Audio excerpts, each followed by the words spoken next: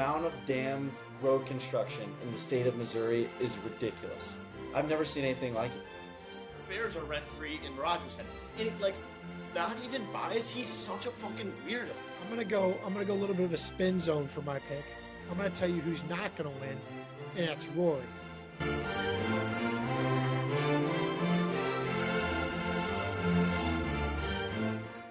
Welcome back. After a long 2-month hiatus, we're back, better than ever. We're not going to commit to frequent episodes this time because at this point, you are what you are, and we're not consistent at the end of the day. But, yeah, 2 months has gone by. Calen, what's new with you since the last time we talked? Last semester at college, started an internship this week in Chicago, so that's kind of sick. North Central football has come to a close, so just moving on to the next chapter of getting old and getting one of those job things is what's going on. So when the JAG goes big, I'm hoping to do that full time. But in the meantime, maybe I'll do something else. Yeah. And then for me, it's nothing, just same old. Got second semester starting up here soon, but other than that, just watching ball, man. All break, haven't had a job, haven't been working, just thinking about the Bears and All how they ball. finally won a playoff game for the first time in not my life, but first time in my memory. I was 4 years old when Chewy. Yeah, Chewy just came in. Put Chewy on the screen. Chewy. Nah, she's running away. But sorry, Chewy just made me lose my train of thought. But yeah, I mean, Kellen, you wanted to go into your instant reactions after Bears won one of the greatest games I've ever watched in my entire life. Yeah, I mean, I was, even like though this team has like done it year after year, I thought 21-3 and just no resemblance of any sort of defense in the playoffs. And I don't know, it's just, I hadn't given up, but I was like, it's kind of, I was pretty negative. I thought it was like, by like halftime, like I had texted Lucas and I was like, man, like I just really hope it's not like 2018 because like obviously like very different teams, but I was like, that was my thoughts. I was like, it's a young team, first year head coach. I'm like, and you're super pumped, early playoff exit, and then like you're never back. I was like, fuck, I hope that doesn't happen again. But like my biggest takeaway from the game was, I mean, like the team's never out of it. Like you can't, at this point you can't, they're never done. And it's not even like they came out of halftime and lit the world on fire. Like they still struggled. But my biggest thing is like, not even like apart from like the team itself, just like the city is on fire. Like just, I live in Naperville, so like 45 minutes, I would say about 35 miles out of the city. And it's like up and down my street, it's just cars everywhere. So it's like, I think the Bears mean so much to the city of Chicago and just the Bears fans, regardless if that's Chicagoland or not. Like it's special. I mean, like Lucas said, it was the first playoff victory I have memory of. I mean, I've been watching since I was probably 5-6 years old, probably 95% of playoff games, or not playoff games, all Bears games. And to never get to experience that was awesome. I cried 100%. We have a guest, you can come on, Pat. And it was awesome. I mean, it's going to be a night I don't forget. I think the team realizes also like how big of a deal it is and how much the Bears mean. And I just thought all of that together, it was a perfect night. Yeah. Immediate thoughts on the game, for the Packers game. Yeah, I would say this is one of my buddies, Pat. He's going to be a guest today. Yeah, I would say for me, I know this is who the Bears have been all year. Like they've been a team that's really never out of it, but 21-3 and just the way they went down and just how kind of desperate they looked in the first half. I mean, I didn't hate it, but when like Ben Johnson went for it from his own 31 in the first half, which kind of was just an act of desperation, like, hey, we can't get a stop, like showing no faith in your defense, which I mean is understandable, but going for it like that was like a Dan Campbell go for it-esque type moment where it's like, hey, and then they didn't get it and they give up the touchdown, go down 21-3. And to begin the second half when they had, I believe it was in the early third quarter when it was like the most obvious fumble incoming I think I've ever Oh my seen God. where the offensive lineman caught it. I mean, you could tell me and my dad were watching the game. We were yelling, he's gonna fumble like 5 seconds before he fumbled. He was And the fumbling for ball was like, on the ground for probably 5 seconds, and then Jervon Dexter jumped on it and it just bounced up in the air and went out of bounds. And after that, I was about ready to turn off the game because it was just felt like it was the one type of those type of games for Chicago sports fans where it's important, you get all excited, and then you lay an egg. But it this felt team like has shown, we were out of bounces. Like we'd gotten bounces our way all year, and then when that happened, I was like, man, like yeah, it ended up not mattering because we had the big punt return after. But I mean, it just felt like that, and then you're never out of it with Caleb Williams late in the game. You're never out of it with Ben Johnson, and I mean, I'm definitely gonna remember that game for the rest of my life. But Pat, what do you got any thoughts on the game from last Saturday? Yeah, my biggest takeaway is just how the defense stepped up in the second half. Obviously, you guys talked about that 21-3 deficit. Ben Johnson forced to go for it. Near his own 30. Like you said, acts of desperation, no faith in the defense. But obviously, I'm happy about the plays that the guys on offense made. I feel like our offense stepped up, especially the playmakers. The guys catching the ball. I feel like Kyle Monungai did his job. I feel like DeAndre Swift, he had that touchdown late in the game, broke a couple runs loose, found some gashes. But like I said, the biggest thing I have is the defense stepping up. I think the secondary played out of their mind in the second half. Early on in the game, we saw Jalen Johnson come in. We don't know how healthy he is. They're not really great on communicating with that, as they should be. But we expect a lot out of Jalen Johnson, and I think he kind of shit the bed in the first half. A lot of people would agree with that. Has some blown coverages. Made some business decisions. I really think he bounced back in the second half. yeah, because I mean, like we were saying, like Luke was saying, like how it looked like Ben Johnson had no faith in the defense. Like I guess you can make the argument the same way. It doesn't matter how many points you score if you don't get stops. But like, I mean, the offense scores 25 points in the fourth quarter. It's awesome. But like, I mean, the defense, like Montez Sweat, seemed like lived in the backfield. And it didn't like this, not going to show up. Like he didn't get a sack, but like he was affecting throws. It was just. Do we want to talk about the post game handshake and the Yeah, that's what I was gonna bring up after. I mean, you really are down in the dumps when you're going on Twitter and you're actively tweeting about class and respect Yeah, and showing class and respect in a rivalry. And I mean, I was probably up till like 3 or 4 in the morning just scrolling on Packers Twitter, and they like most of the tweets weren't even about the game. They're like, the Packers have been running this division for 30 years, and not once did Oh. any of their coach say F the Packers. I'm like, I guarantee you that's not true. The coaches have always said that stuff. It's just now they record it.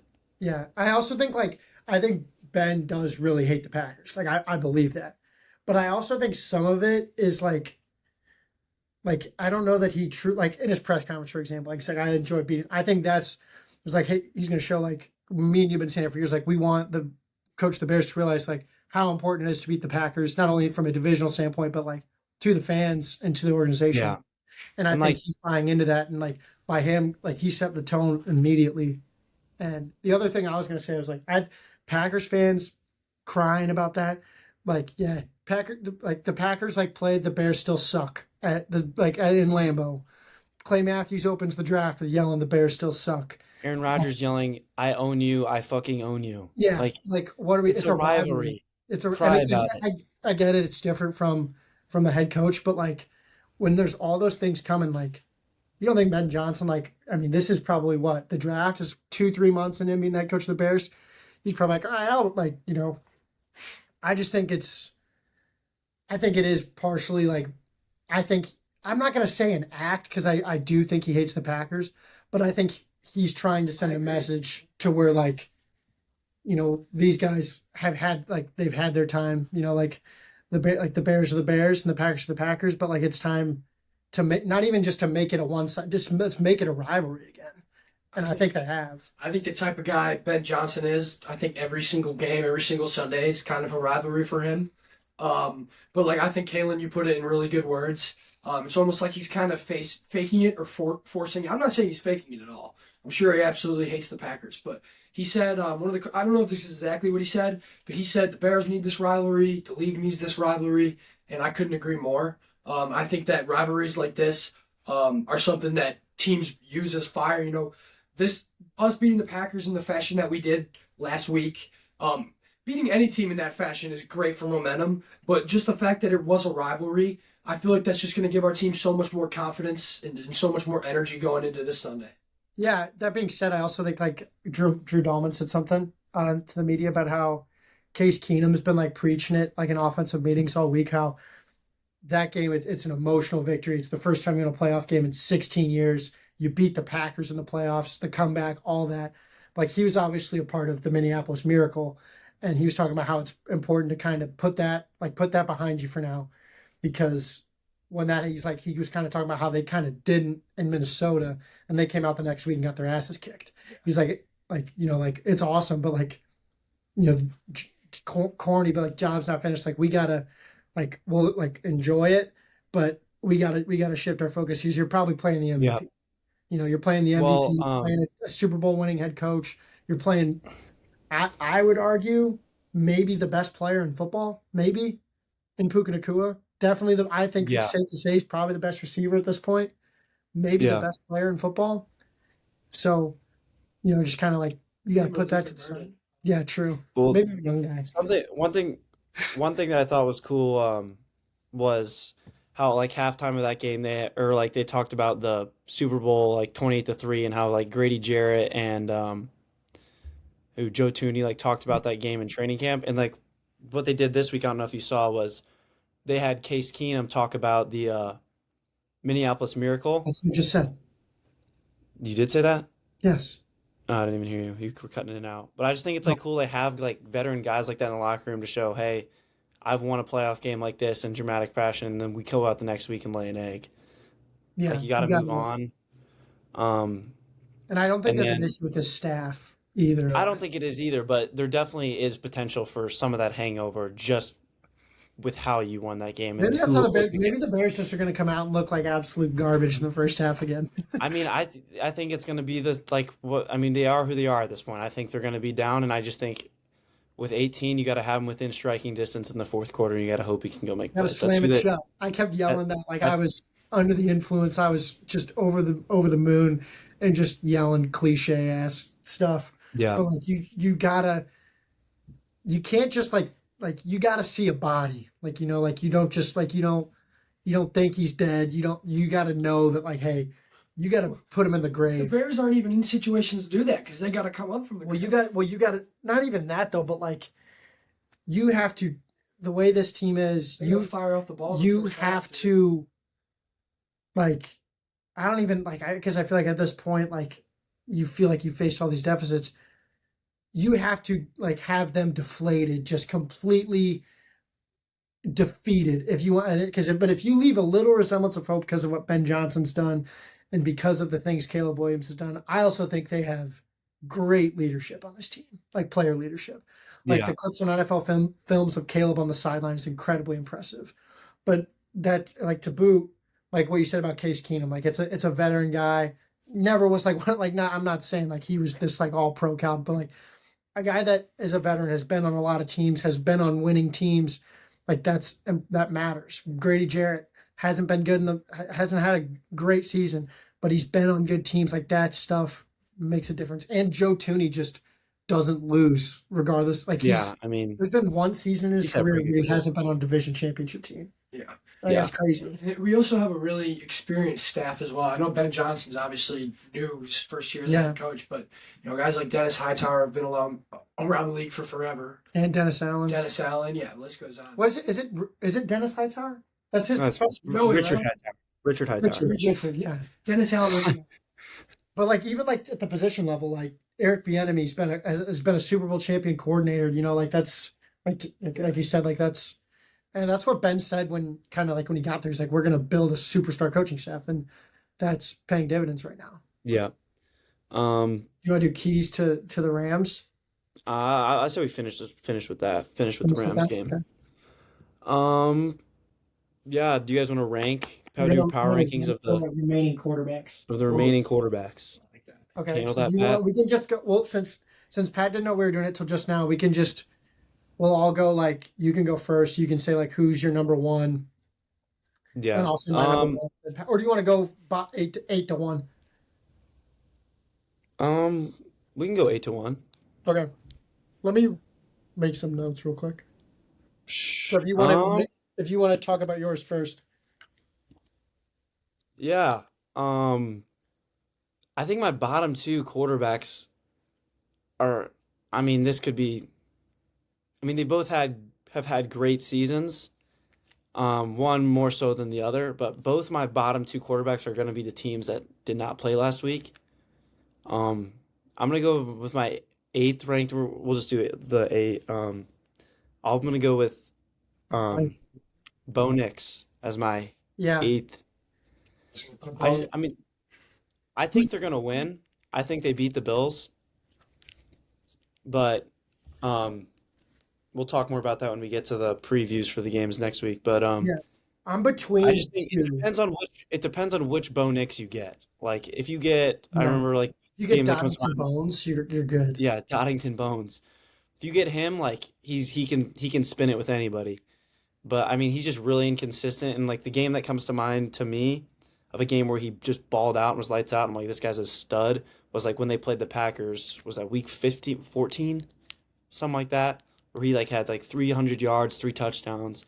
But I think it really just depends on what Bo Nix you get. So I'm gonna go eight, and then I'll go. I'm also going to take Bo Nix. I think my seven's going to be different than yours.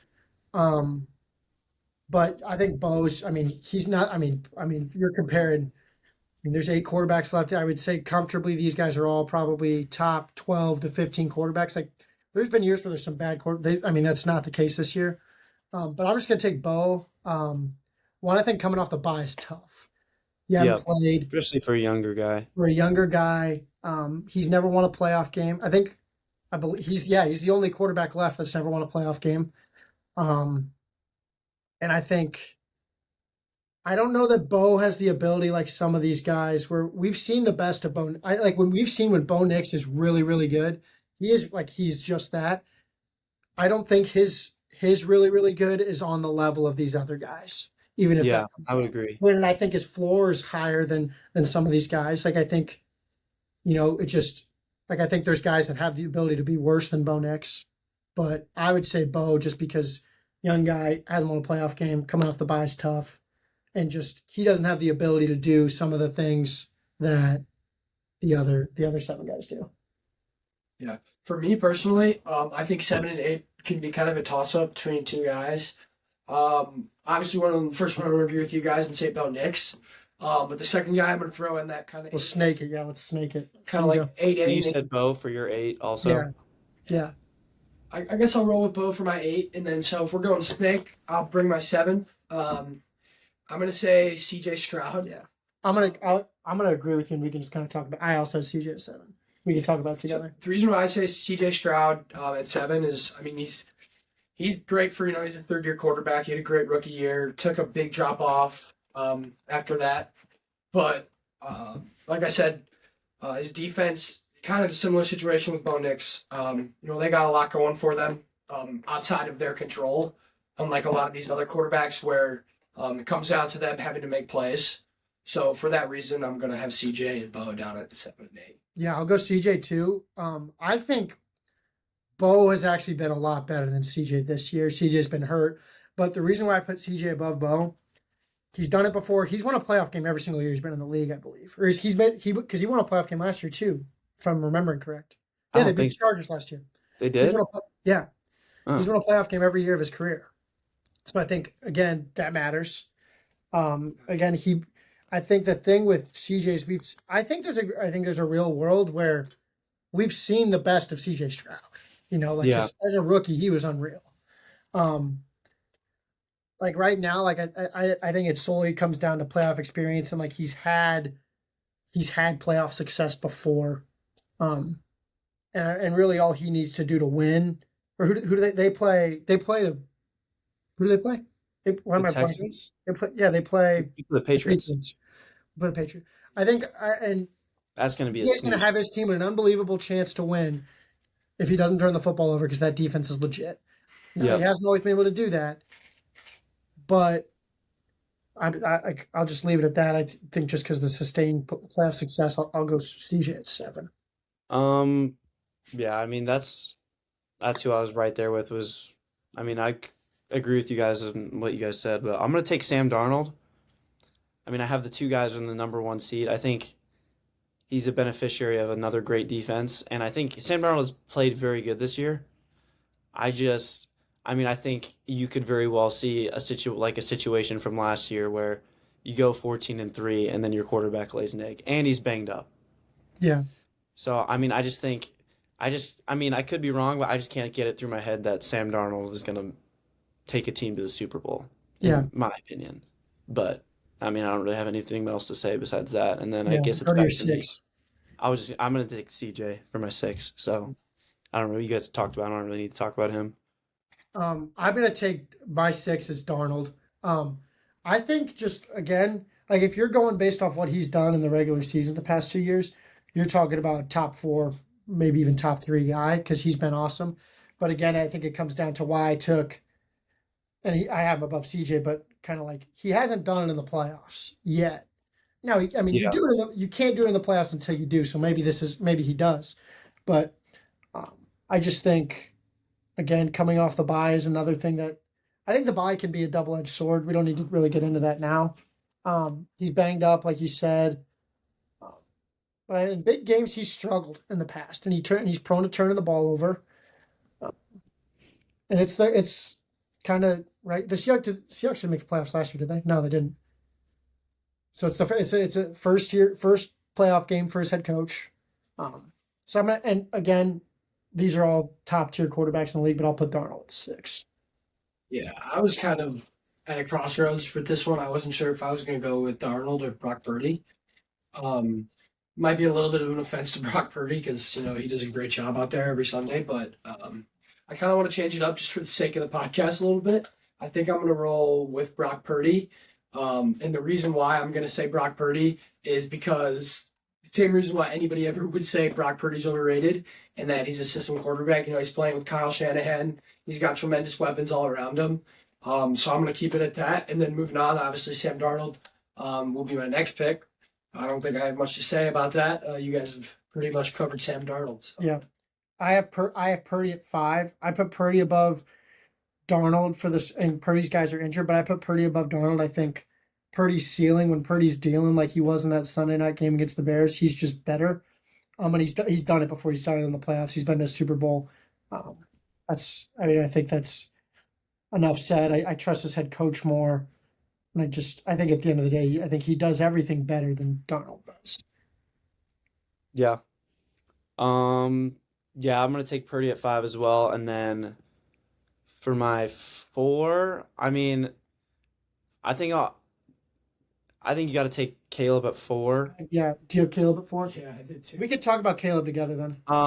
Just because I think if you took it like the totality of like his games, if you take fourth quarter, second half, got to have at moments, he's up there with, I think, Josh Allen, Stafford. But I just think inconsistencies early in the game. Yeah. I also think like having him at 4 is almost more of like I don't even think it's a slight. Like I don't know that you can. No, the other 3 guys are just that good. Highest you could put him. We're absolutely biased too. We're Bears fans, and the thing you got to understand is Caleb Williams. He misses a lot of open passes, bro. But the man's on fire. The man's on fire. He's a winner. That's why I think he's on fire. Eventually, we'll be able to put him at the top of these lists. But Caleb's a guy who gets better each and every year. We've only seen him for each and every game. Each and every game, exactly. But he's been with Ben Johnson's offense for less than a year now. Ben Johnson got hired about a year ago. Yeah. So, we're only going to see Caleb rise from here on out. But I just don't think he's as consistent as the guys that we're going to put above him. Yeah. I think there's some guys, like I would even say off the consistency thing that Pat mentioned, I would even say he's I don't know that there's an argument. I think he is less consistent than a guy like Brock Purdy. But again, I said about Purdy compared to Darnold. When Caleb is second half Caleb or just good Caleb, which comes out more often than not, he does everything better than the guys behind him. And that's just the truth of the situation. He can extend plays better. He can make throws that some of even the guys ahead of him can't make. Him and Josh Allen and Mahomes But- can make. That's it. But I think like I don't know that you could put him above 4, because the other 3 guys are just special quarterback. Caleb's special quarterback, but I think the other 3 guys got him right now. Yeah, okay. And then my 3, I don't think you guys will have this 3. I'm kind of looking at this as like this game in I particular. know who Like you're gonna take. I'm gonna take Stafford at my 3. Yeah, Mm. because the finger. One because the finger, and I mean, And fair weather. and bear weather. I mean, is it a real I- thing? I guess we'll see. You have Stafford at 3. I agree with Lucas. Yeah. I have Stafford at 3. I think the 2 guys ahead of him, one of them is just playing at a really high level, and the other one, I think it's put up or shut up time, and I think that's where he thrives. But yeah, I'm gonna go Stafford at 3. Not a slight to Stafford. I just think those other 2 guys are just. And it's not I mean, I like think this I is. think you can move around my 2 and 3, but I think 1 is. If I One. could pick one person in these playoffs to have as my quarterback, I think it's. You want to talk about Stafford? Not got much to say. Um, Except we're gonna pound his ass. Pause. And to add on to that, people don't realize that the Rams have not been that good in the second half or like the last quarter of the season. yeah. Like they Can gave I up say- 30 I'll to talk they about gave my- up 30 to the Panthers twice. Yeah. They lost to the Falcons. Like I mean, for they the gave up first- 38 to the Seahawks. I mean, Um, again, that's not a slight at Stafford, but we'll talk about more of that when we get to the Bears-Rams preview. But For the first Yeah, that's 13 weeks, you'd look at power rankings. The Rams are 1 through they're 3. 11-1. Yeah. Yeah, they're living there. And now, I mean, you look at the power rankings. A lot of people have different opinions on power rankings, and they're a lot different. But now they're pretty consistent. 5 below. So, I had Drake May at 3. And I'll kind of talk about him and Stafford together. I think when I'm looking at quarterbacks for the playoffs, one, Stafford's won a Super Bowl, and I look at quarterback, head coach, receiver, wide receiver 1. I trust that. I think Stafford and May, like that's a toss up. Stafford's banged up, he's playing in the cold, whatever. We can call that a wash. I'd still take Stafford, but I'm taking Sean McVay over Mike Vrabel, and I'm taking Puka over. I mean, who are we calling Diggs? Keyshawn, you know what I mean? Like I think. yeah, And I mean, again, it's been a common theme throughout my list. He's done it before. Drake May's had an unbelievable year. I mean, this is you guys going to be first or second in the MVP. It's these 2 guys. I lean Stafford just because he has the Super Bowl pedigree. He's got a coach with Super Bowl pedigree. But I think, I mean, Drake May's, again, not to take anything away from Drake May, I lean the veteran that's been there, has won a Super Bowl. This is what it Yeah. comes to. For me, at least. 1 and 3 in divisional games though. Yeah, but again, I said, I mean, that's what the thing around him before was like, he can't win the playoffs. Well, then he did. Like, you can't win the big one until you do. Yeah, And then you do, and then you win like. yeah, I'm also a Stafford guy. I've always loved Stafford, even when he was on the he's a Lions. gritty dude. yeah. How old is he? He's like 38. 38. I mean, like, just complete kind of tangent. If Stafford wins a Super Bowl this year, like, does he enter top 10 quarterback of all time conversation? I think yeah, 2 Super Bowls, and he's like what, like 6 Super Bowls, 7th, and he's up there in every he's like 7th in touchdowns. I'm pretty sure. I think he just passed It's Rivers. just he doesn't have a sustained playoff. Yeah. We was And then I'm assuming Pat, you're taking Drake May at 2. Yeah, he's Drake Okay. May 2. and then 1 like okay, Josh Allen, and I think we can move on. It's Josh Playmaker. Allen. Yeah. Josh Josh Allen is the Buffalo Bills. Yep. You know, when I said Puka might be the best player in football, Josh Allen's the best player in football. Yeah. All right. Do we want to talk about? We can talk about the 3 games, then end with. We don't have to talk much about the first 3. Then we can talk about the Bears. Bills at Broncos. Broncos are 1.5 point favorites. Mile High is going to be a huge factor. Are we going to make our picks too? Yeah. Just pick either like who you think is going to win, or just like spread, or Do you have a pick in mind already? yeah. I mean, yeah. All right, you go first then, because I'm undecided. I think everyone's just kind of, even though the Broncos are favored, I think people are just thinking it's Josh Allen's playoffs to lose at this point. Chiefs aren't in it. I think it's going to be close. I think it's going to come down to the end, but I think I like the Broncos just because of how dominant their defense has been, how much of a weapon playing in Mile High is. And I think you're going to see, even though I ranked him 8th in my power rankings, I could see you might get good Bo Nix in this game. But Donington. yeah, I think the Broncos will win just because I'm mainly picking the Broncos just 'cause I think everyone is picking the Bills to win this game. Who you got? Yeah, the Bills. Yeah, I'll go the Bills too. I think It's the road. They're on the road, but it's their year. It's their year to be the team out of the AFC. And I think if the Bills lose this game, I think there's some conversations to be had with the head coach, Sean McDermott.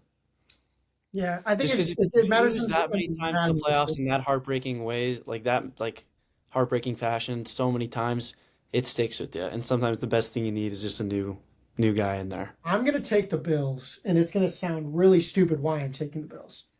The Broncos secondary is awesome, right? Patrick Surtain is not going to have as big of an impact on this game because the Bills don't have a number one wide receiver. It's not like there's a guy that's a focal point of their offense out wide that is erased because of Patrick Surtain. They don't have that. So I think that like in a backwards kind of way, it neutralizes his impact a little bit, because they don't have a go-to guy. And I think that's the strength of their defense. Their defensive line is very good, but I think, you look at Pat, it's the reigning defensive player of the year. It's the best corner in the NFL. That's, I'm going to take the Bills. I also think just not having the Chiefs looming is a huge just mental thing that is just not even on their mind. And I don't think they would say that to begin with, but I think when there's a team that's gotten the best of you year after year after year in the playoffs, I think to not even have that as a possibility, I think that can play a factor in other games too. Yeah. So I'll go Bills. And I want the Bills to win. I'm rooting for Josh Allen. Okay, next game. 49ers at Seahawks. Seahawks are favored by 7. 49ers have won their last 11 wildcard divisional round games, and I was listening to part of my take earlier, and I believe they said Seahawks have won their last 10 playoff games with fans, home playoff games with fans in the stands, minus the COVID year, which is the one where they didn't have fans in the stands. But I'm gonna go. I think the Seahawks are gonna win this game, but I think 49ers cover. Yeah, I agree with you. I think it's gonna be a lot closer of a game. I think that spread's kind of disrespectful to the 49ers. Yeah, they're a great team. They have an awesome coach. They show up every year. For the last couple of years, we've been writing the 49ers off a little bit, but they're showing up in a big way. We saw the way that they fought versus the Bears. And they found a way to win. They got playmakers on offense. Christian McCaffrey, not the best running back in the NFL, but on any given Sunday, he could be. I think he's best running back in the NFL. TMC. Yeah. Oh, there's a lot of good running backs right Are you taking Seattle too, Calen? Did you guys both took Seattle? Yeah. Yeah, I'm gonna take. Spread's so disrespectful. That's gonna be a close game. I'll take. I had Seattle wins, Niners cover. Divisional rivals. That's not a 7-point spread ever. I think it's football. Everyone deals with injuries. I think if the 49ers were healthy enough and they had the ability to where they could get after Sam Darnold, I think I'd take the 49ers just because, again, Darnold struggled when you can get him under pressure. The 49ers, I know they're injured. They got a lot of star power out, but they've never been a team that to rely on star power either. I think defense or offensively. I feel like they're more like when I think of the 49ers, I think of disciplined football. Yeah. I guess that's Fred Warner might play.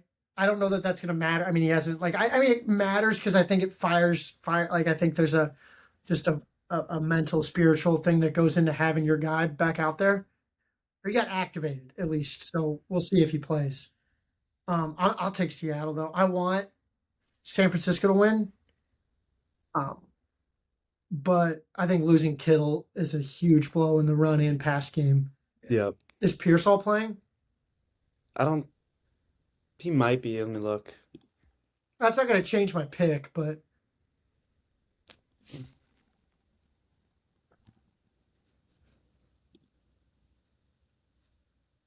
He's questionable. actually, you know what? I'm gonna switch. I'm gonna switch to San Fran. Just To win? to win because it's boring. We all have the same thing. I guess I could go back to this here. I look at quarterback, head coach, wide receiver 1. I'd take the 49ers over the Seahawks in 2 of those. So I'll take What, in quarterback, head coach? This team has won in the playoffs. They've won on the road. And they don't lose in the divisional round. So They I'll go go to the NFC Championship. I'll go San Fran. I was thinking about taking them to begin with, but I don't know. Like I just look at the way Brock Purdy and granted the Bears defense when Brock Purdy against how he was against the Bears when he's moving around, like he's a special dude. He made Andrew Billings miss. It's true. Dollar bill. I'll go San Fran though. All right, next game, Texans at Patriots. Patriots are 3-point favorites. I think the Texans are going to win this game. Me too. Mainly just because of how freaking good the Texans defense are. Will Anderson, Daniil Hunter, Jalen Petrie, Derek Stingley. Azeez Al-Shaair. Yeah, I mean, I also think first year in the playoffs, I mean, has Drake May really, I mean, he's been very, very good. He hasn't been asked to close out games. They were dominant in the first round. I mean, it was a low-scoring game. They were dominant. They didn't look great, but The Texans defense, I think, is the best unit in the NFL. yeah, I would agree. It's so good.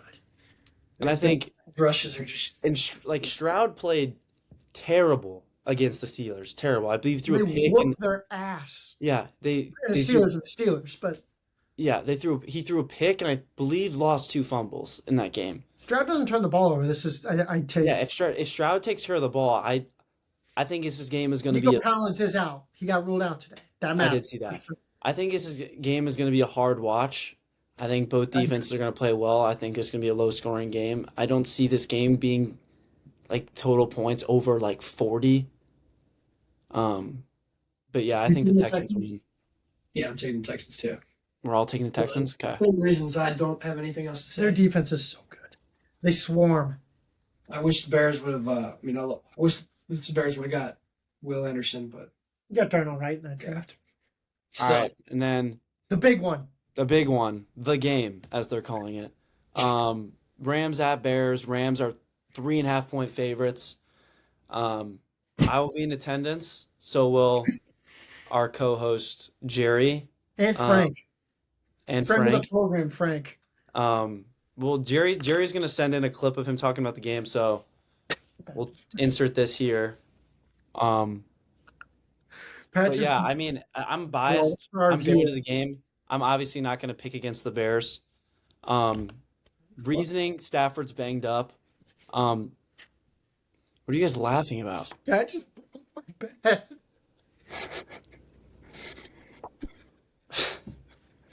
Go.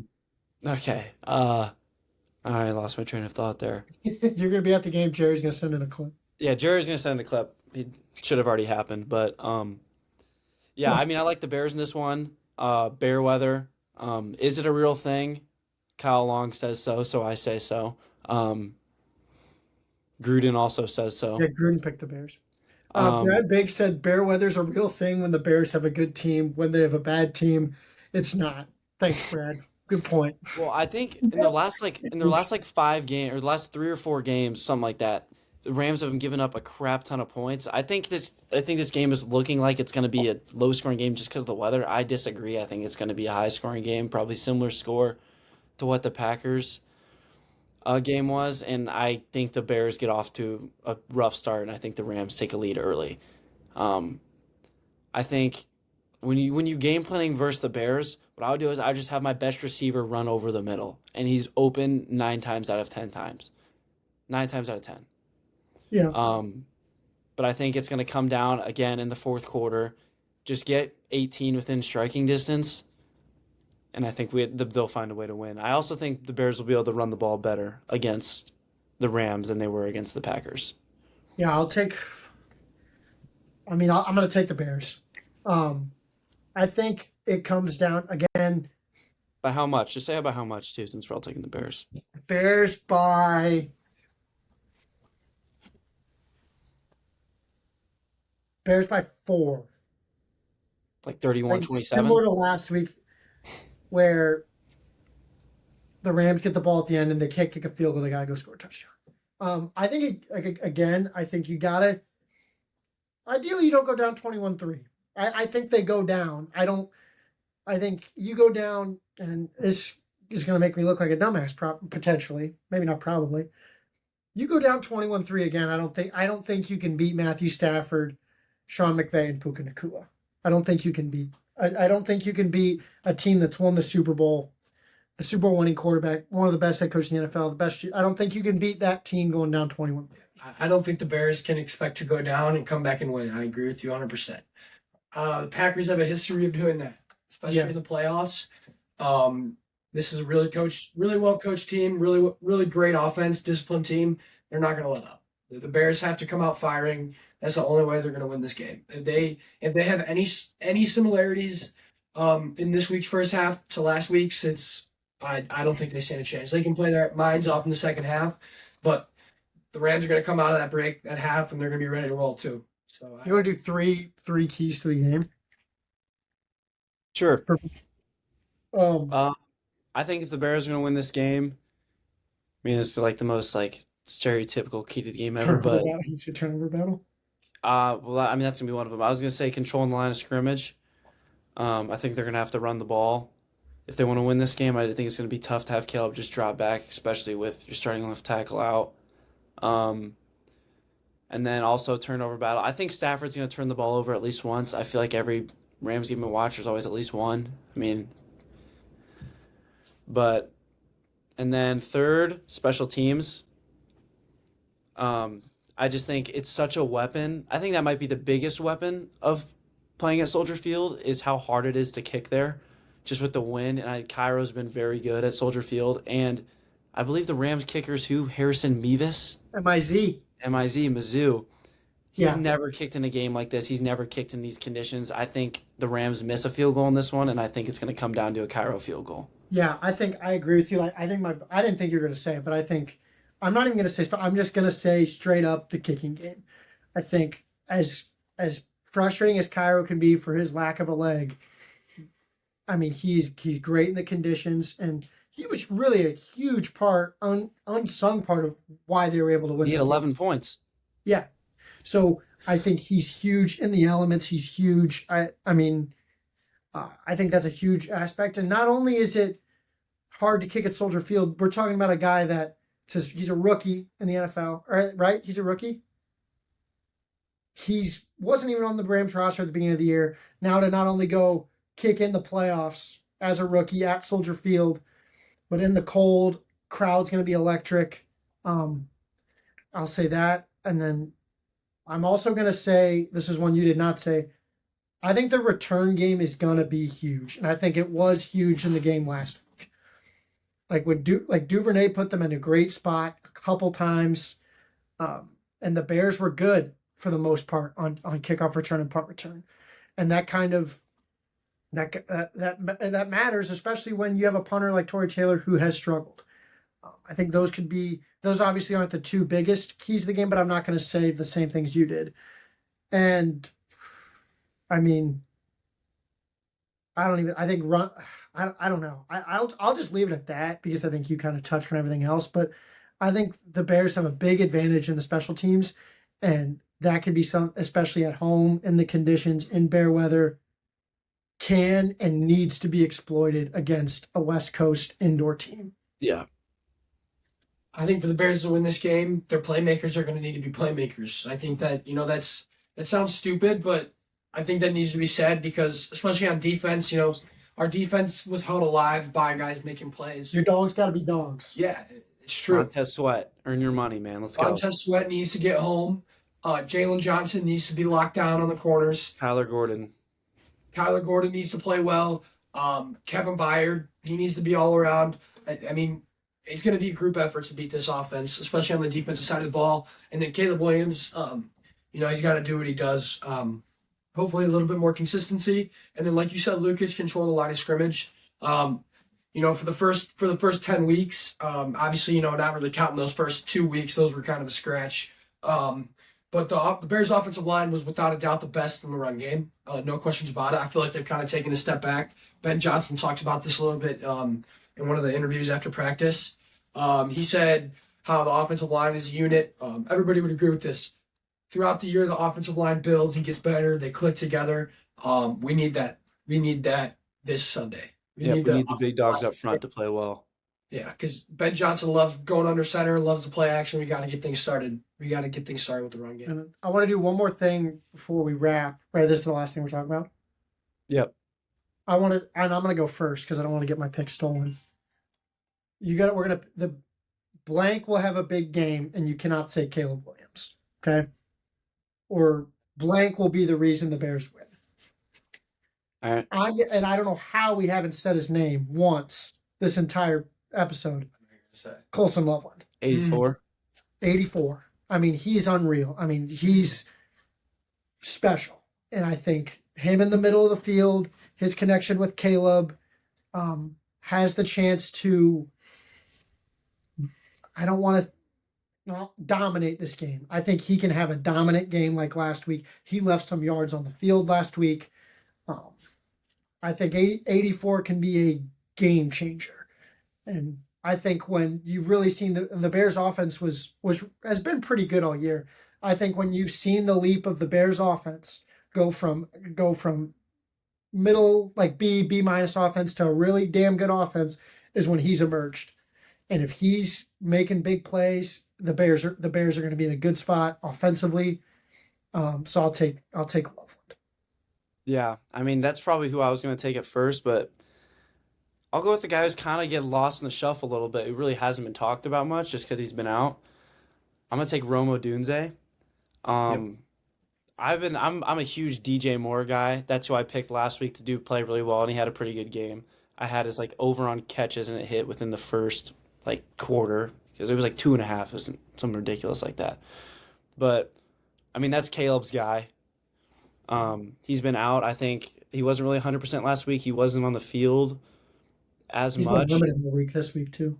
Yeah, he's been limited. I think part of the reason why they feel comfortable with not having him out there as much is how good Luther Burden's been. But I think Rome Odunze is going to score in this game, and I don't know how many passing yards will be in this game, but I would pick him to have a touchdown because you remember at the beginning of the year he was scoring every week. Every week. And I think the injury kind of set him back a little bit, but I think he has a big game, and he had that big catch on 4th down that really doesn't get talked about just because of how insane the throw was. But yeah, I'll take Rome. Yeah, I love both of your guys' choices. Those two both definitely crossed my mind when I was deciding, but I'm going to flip to the other side of the ball, and I'm going to go with the controversial one. Me and Calen were actually talking about.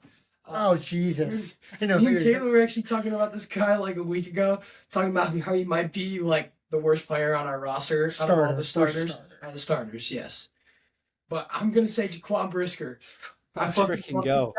He talks just shit. I feel like he's going to come up with a turnover. Listen. I feel like he's going to come up with a turnover. Last week versus the Packers, he was flying around. He was chippy after the play. He was hitting shit. I saw him involved in so many tackles, getting involved in the run game. He was great in the pass game. Like I said, Jaquan Brisker, you're my guy. He's playing for his Bears career. I'm riding with you. Let's go. I freaking love that pick. Brisker, going to make a big... Brisker. I love Brisker. You're one of few. I'm going to mention one other guy. I think Devin Duvernay has the potential to really I think he did last week, to really put a stamp on this game. Yeah. He's such an unspoken. He's had such a steady impact all season, and I think he's going to continue to do that. I mean, he gave us. I think he's going to bust one. I'm not saying he's going to run it back. He's going to bust one. He's going to put us in a good spot to go score. He gave us 60, 70 yards of offense in that 4th quarter. So, just by. All right. I think I'm just going to put Jerry's clip of him talking about the Bears game right here to make it easier when I'm editing it, so I can just kind of throw it in there. And the victory is the Cubs need to sign a big free agent in about the middle of the 3rd quarter. Doesn't matter. Dodgers are just going to win it again. But Cal Tucker, coward. But yeah. Bears. Maybe we'll do an episode recapping the game, but don't count on it. Well, you'll be at the game. We could do it. We'll maybe try to get something out, but probably not. Probably not. We'll see you in 2 months. Yep. When is Who that? cares? When would that be? March? March. Well, the March Madness preview will be out. Yeah, the we'll next see. week. We'll see you for the March Madness preview. Bears. Bears.